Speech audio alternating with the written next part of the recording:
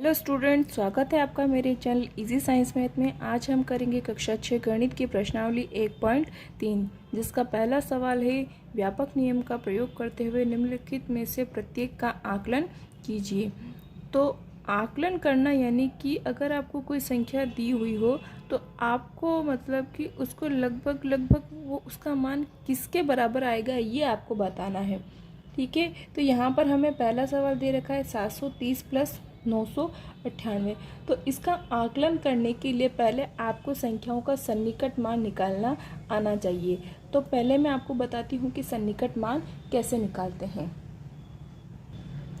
तो यहाँ पर सन्निकट मान निकालने के लिए मैंने आपके लिए कुछ एग्जाम्पल पहले से लिख दिए हैं ताकि आपको इनको समझने में आसानी होगी और जल्दी समझ जाएंगे। जैसे सबसे पहले मैंने एग्जाम्पल लिया है 23 का सन्निकट मान। तो 23 का सन्निकट मान निकालने के लिए सबसे पहले आपको ये सोचना होगा कि 23 किन संख्याओं किसके बीच में आता है। तो 23 जो है 20 और 30 के बीच में आता है, यानी कि इकाई और दहाई। तो किन दो दहाई अंकों के बीच में आता है? तो 20 और 23 के बीच में ये आता है। ऐसा आपको सबसे पहले सोचना है। उसके बाद आपको क्या करना है, इकाई और दहाई दो अंक है इसमें, दहाई सबसे बड़ा अंक है तो सबसे बड़े अंक को इसमें दहाई वाले अंक को आपको छोड़ देना है और इकाई वाले स्थान पर ध्यान देना है कि ये वाला अंक जो है 5 से कम है या 5 से ज़्यादा है। तो जब ये अंक 5 से कम होता है तो हम 5 से कम होने पर यहाँ लिख देती हूँ मैं, जब ये अंक 5 से कम होता है तो हम कम वाला अंक लेते हैं, लेकिन जब अंक 5 से ज़्यादा होता है तो ज़्यादा वाला अंक लेते हैं। तो 3 5 से क्या है, कम है। ठीक है, 5 से कम है तो यहाँ हम कौन सा अंक लेंगे, कम वाला अंक लेंगे, यानी कि हम क्या लिख देंगे, 23 का सन्निकट मान होता है 20। ऐसे ही आपके पास है 28। तो 28 भी किसके बीच में आता है, 28 भी 20 और 23 के बीच में 30 के बीच में आता है। ठीक है, फिर आपको क्या करना है, यहाँ पर भी ये दो अंकों का है तो दहाई वाले अंक को आपको गोले में रख देना है और बाहर वाले अंक के बारे में आपको सोचना है कि जो 8 है 5 से कम है या ज़्यादा। तो यहाँ पर आपके पास जवाब आएगा ज़्यादा। ठीक है, 28 5 से ज़्यादा है तो हम ज़्यादा वाला मान लेंगे, यानी 28 का सन्निकट मान क्या हो जाएगा, 30। ठीक है, ऐसे ही आपके पास 25 है तो 25 किसके बीच में आता है, 25 भी 20 और 30 के बीच में आता है और यहाँ पर तो अंक 5 ही है। ठीक है, ये दहाई का अंक है, इसको ब्रैकेट में रखेंगे और इसके बारे में सोचेंगे कि ये 5 से कम है या ज़्यादा, लेकिन यहाँ पर तो खुद 5 ही आ गया है।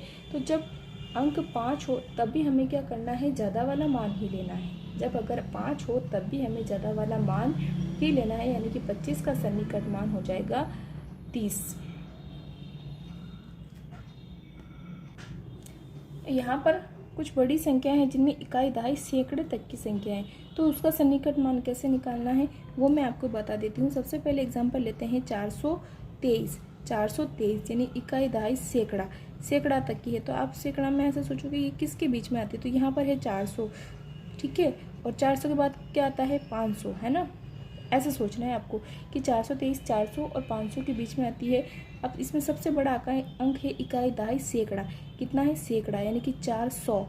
ठीक है, तो 4 को तो क्या कर देना है, इस ब्रैकेट में बंद कर देना है। उसके पीछे वाले अंक के बारे में सोचना है, ये अंक 5 से कम है या ज़्यादा। ठीक है, तो 2 5 से कम है तो हम कम वाला अंक लेंगे, यानी कि 423 का सन्निकट मान क्या हो जाएगा, 400।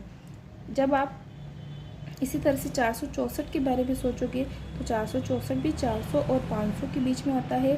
तो यहाँ पर भी सबसे बड़ा वाला अंक है, उसको ब्रैकेट में बंद कर देंगे और इस वाले अंक के बारे में सोचेंगे कि ये वाला अंक 5 से कम है या ज़्यादा।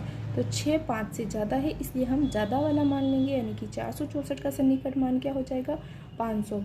ऐसे ही जब हम 455 के बारे में सोचेंगे, ठीक है, 455, तो ये भी 400 और 500 के बीच में आता है। ठीक है, तो यहाँ पर आपको क्या करना है कि यहाँ पर आपको सेम वैसे ही 400 को ब्रैकेट में बंद कर देना है और इसके बारे में सोचना है कि ये अंक 5 से कम है या ज़्यादा।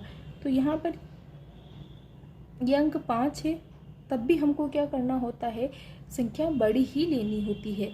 तो हम क्या लेंगे, 500 को लेंगे, यानी कि 455 का सन्निकट मान क्या हो जाएगा, 500। ओके, तो आपको समझ में आ गया होगा। अब हम व्यापक विधि से आकलन करते हैं। तो पहला सवाल है 730 प्लस 998। तो इनका आकलन निकालने के लिए, आकलन करने के लिए पहले आपको 730 और 998 का सन्निकट मान निकालना है। तो सन्निकट मान निकालना मैंने आपको बताया है कि जब आप 730 का सन्निकट मान निकालोगे तो पहले आपको ये सोचना है कि 730 किसके बीच में आता है। तो 730 आता है 700 और 800 के बीच में। जो सबसे बड़ी संख्या है इकाई दहाई सैकड़ा, तो सैकड़े वाले अंक को हम डब्बे में बंद कर देंगे। उसके पीछे वाले अंक के बारे में सोचेंगे कि ये अंक 5 से कम है या ज़्यादा। तो ये अंक 5 से कम है तो हम कम वाला मान ले लेंगे, यानी कि 730 का सन्निकट मान कितना हो जाएगा 700। ऐसे ही जब हम 998 का सन्निकट मान निकालेंगे, तो 998 का सन्निकट मान निकालेंगे तो हम क्या करेंगे, ये 900 और 1000 के बीच में आएगा। ठीक है, तो इसको 900 को आपको क्या कर लेना है, ब्रैकेट में बंद कर लेना। और पीछे वाले अंक को बारे में सोचना है कि ये अंक 5 से कम है या ज़्यादा। तो ये अंक 5 से ज़्यादा है तो हम ज़्यादा वाला मान ले लेंगे, यानी कि 998 का सन्निकट मान क्या हो जाएगा 1000। अब आकलन करने के लिए आपको इन दोनों के सन्निकट मानों को जोड़ना पड़ेगा, यानी कि 730 का सन्निकट मान क्या है 700 और 998 का सन्निकट मान क्या है 1000। तो इन दोनों को जोड़ने पर आपका उत्तर आ जाएगा। तो 700 प्लस 1000, ठीक है। जीरो में जीरो जोड़ेंगे, जीरो आएगा, जीरो में जीरो जोड़ेंगे, जीरो आएगा, जीरो 7 में जीरो जोड़ेंगे 7 आएगा और बचा 1, ऊपर कुछ नहीं है। यानी कि 730 और 998 को जब आप जोड़ोगे तो आपके पास लगभग मान कितना आएगा 1700। ठीक है, इस तरह से आपको व्यापक विधि से आकलन करना है। आप इस सवाल का स्क्रीनशॉट ले सकते हैं। तो बी वाला सवाल है 796 माइनस 314। तो यहाँ पर हमें 796 और 314 का सन्निकट मान निकालना पड़ेगा। तो यहाँ पर मैं आपको बताती हूँ 796 आता है, इसके बीच में आता है 700 और 800 के बीच में आता है। तो 700 और 800 तो यानी कि सैकड़े वाला मान है। इसका सबसे बड़ा मान कौन सा है, सैकड़े वाला। तो हमें सैकड़े वाले अंक को ब्रैकेट में बंद करना है। पीछे वाले अंक के बारे में सोचना है कि 5 से कम है या ज़्यादा। तो 5 से ज़्यादा होता है तो हम ज़्यादा वाला मान लेंगे, यानी 796 का सन्निकट मान हो जाएगा 800। ऐसे ही जब हम 314 का सन्निकट मान निकालेंगे तो 314 आता है 300 और 400 के बीच में। यहाँ पर हमें 300 को ब्रैकेट में बंद करना है और पीछे वाले अंक के बारे में सोचना है 5 से कम है या ज़्यादा। तो ये 5 से कम है तो 314 का सन्निकट मान क्या हो जाएगा 300। अब हमें इन दोनों के जगह पर इनके सन्निकट मान को निकाल करके लिख करके घटाना है। तो 796 का सन्निकट मान हो जाएगा 800 और 314 का सन्निकट मान हो जाएगा 300। तो जब 800 में से हम 300 को घटाएंगे तो हमारे पास आएगा, 0 में से 0 जाएगा 0, 0 में से 0 जाएगा 0, 8 में से 3 घटाएंगे 5, यानी कि हमारे पास उत्तर आता है 500। 796 से 314 घटाने पर लगभग मान आएगा 500 के बराबर। आप इस सवाल का स्क्रीनशॉट ले लीजिए। अगला सवाल है 12,904 प्लस 2,888। तो पहले हमें इन दोनों का सन्निकट मान निकालना होगा। तो अगर हम सोचेंगे 12,000, ठीक है, तो 12,000 का सन्निकट मान निकालने के लिए पहले देखना पड़ेगा कि ये मतलब 12,904 का सन्निकट मान निकालने में देखना पड़ेगा कि ये किसके बीच में आता है। तो ये आता है 12,000 और 13,000 के बीच में। ठीक है, तो सबसे बड़ी संख्या यहाँ पर 12,000 क्या है 12,000। तो इस 12,000 को ब्रैकेट में बंद कर देंगे। आगे वाले अंक के बारे में सोचेंगे, यानी कि इस 9 के बारे में देखेंगे कि ये 9 5 से कम है या ज़्यादा। तो ये है 5 से ज़्यादा, तो हम ज़्यादा वाला मान लेंगे, यानी कि इसका सन्निकट मान कितना हो जाएगा 13,000। इसके बाद है 2,888, 2,888, यानी कि ये किसके बीच में आएगा 2,000 और 3,000 के बीच में आएगा। तो हम क्या करेंगे, देखो 2,000 है ना, हमने बोला 2,888, तो 2,000 यानी कि 2,000 वाले अंक को इकाई दहाई सैकड़ा 1000 के स्थान पर जो अंक आ रहा है उसको हम ब्रैकेट में बंद कर देंगे। इसमें बाहर वाले अंक सबसे इसके बारे में सोचेंगे जो जस्ट इसके पास में है, ये 5 से बड़ा है या छोटा, 5 से कम है या ज़्यादा। तो ये अंक 5 से ज़्यादा है तो हम ज़्यादा वाला अंक लेंगे, यानी कि 2888 का सन्निकट मान कितना हो जाएगा, 3000।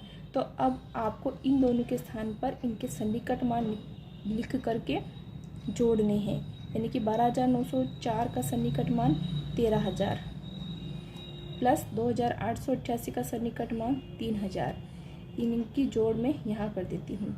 ये है 13000 और ये है 3000, दोनों को जोड़ेंगे तो हमारे पास कितना आएगा, ये 0 आएगा, ये 0 आएगा, 0, 3 और 3 6 और 1 0, यानी कि इन दोनों को जोड़ने पर हमारे पास लगभग मान 16000 के बराबर आएगा। ठीक है, यानी कि बिल्कुल 16000 नहीं आएगा, लेकिन उससे थोड़ा कम या ज़्यादा आ सकता है। आप इस सवाल का स्क्रीनशॉट ले लीजिए। अगला सवाल है 28,292 माइनस 21,496। तो पहले हमें इनका सन्निकट मान निकालना होगा। तो पहले आपको देखना होगा कि 28,292 किसके बीच में आता है। तो ये आता है 28,000 और 29,000 के बीच में आता है। ठीक है, तो हमारे पास सबसे बड़ा मान है 28,000। तो इस 28 को हम ब्रैकेट में बंद कर लेंगे। इसके बाद वाले अंक के बारे में सोचेंगे, 2 से बड़ा है, 5 से बड़ा है या छोटा। तो 2 5 से छोटा है, इसलिए हम कम वाला मान लेंगे, यानी 28,292 का सन्निकट मान होगा 28,000। दूसरा अंक है 21,496, लिख लेंगे 21,496 किसके बीच में आता है। तो ये आता है 21,000 और 22,000 के बीच में आता है।